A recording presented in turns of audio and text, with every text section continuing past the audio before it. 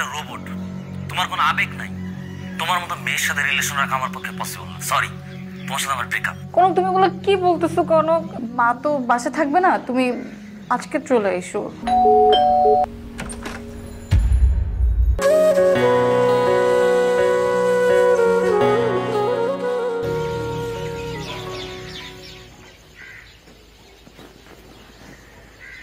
আম্মু, আমি চলে আসছি।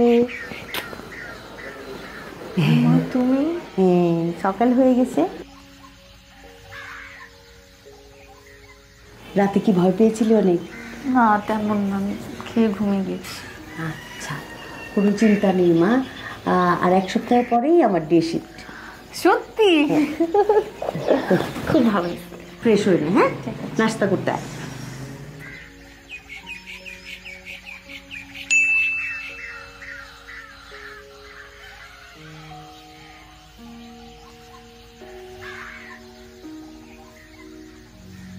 হ্যালো কনক।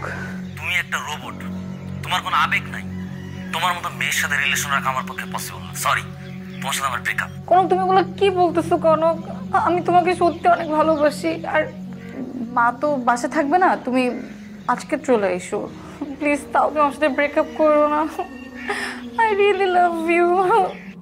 আমি বুঝতে পারছি, আমি যদি আবার যাই আমার সাথে একই কাহিনী ঘটবে। প্রমিস, আই প্রমিস, আমি কিচ্ছু করবো না। প্লিজ তুমি আজকে এসো, ঠিক আছে?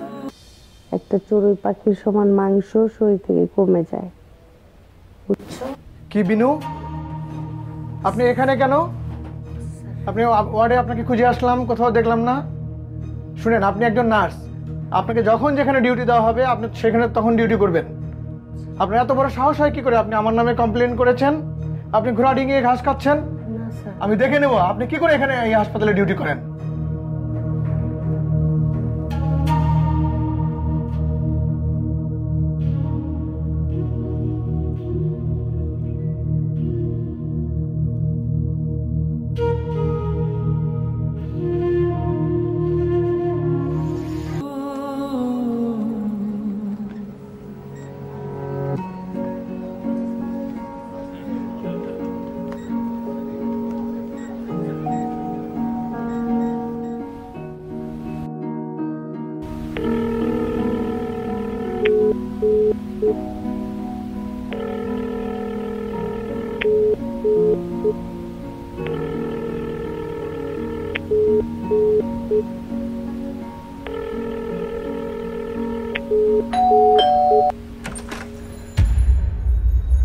মা তুমি?